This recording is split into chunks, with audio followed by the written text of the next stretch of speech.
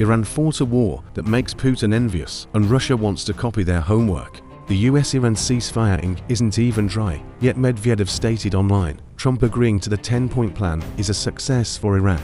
He added, Trump is unwilling and unable to fight a long war. Congress won't support him. This sounds like a compliment to Iran, but Medvedev actually hopes Russia will achieve the exact same success. In the Kremlin's eyes, Iran fought this war beautiful enough to make Putin envious.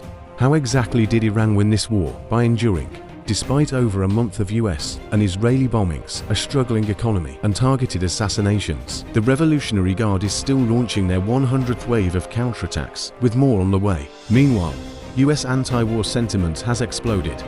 Net support for the war plummeted to just 38%. 7 in 10 Americans are panicking over gas prices, and Trump's own allies are turning against him. Constrained by the War Powers Act's 60-day limit, the president must withdraw without congressional approval. Iran timed this perfectly, knowing Trump couldn't afford a long war and would be forced into a ceasefire. In the Kremlin's eyes, Iran won not by missiles, but by using time to force America's submission. Putin's exact dream. The most brilliant part of Iran's war wasn't their missiles, it was their brutal financial arithmetic, trading a $1 million missile for a $10 million US interceptor, or a cheap drone for a $30 million Reaper.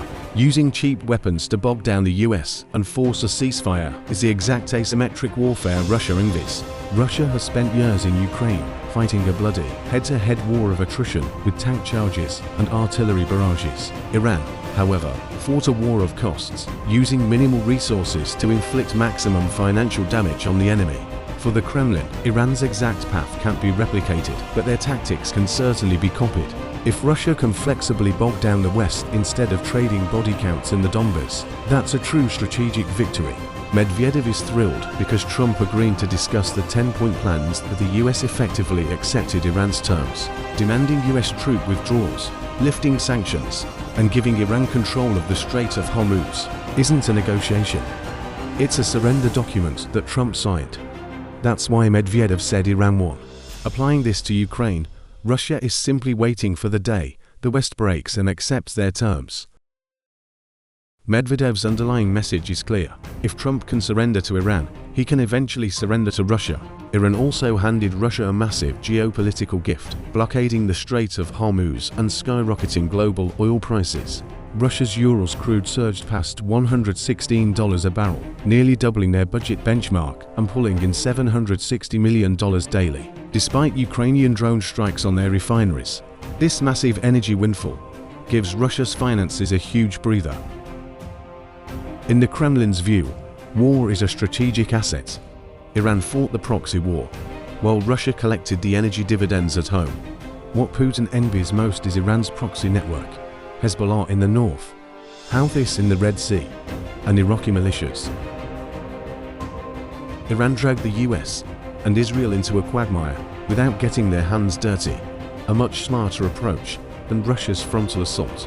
Moscow realizes that igniting multiple global fronts to scatter American attention would cause their pressure in Ukraine to plummet. More importantly, Iran proved nukes aren't the only deterrent.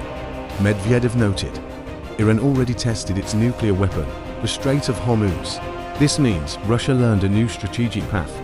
Choking global economic lifelines forces America to comply without needing nuclear weapons. Iran choked oil passages. Russia controls gas pipelines, grain exports, and the Arctic route. Each noose around the West's neck. Strategically, Iran won by proving that a medium power doesn't need to defeat the US, just make winning too expensive for them. This is the script the Kremlin wants. Putin only cares about when the West will finally break and sign Russia's peace plan. This is the true subtext of Medvedev's words. Putin can theoretically wait until 2036, which American presidents can hold out for 10 years.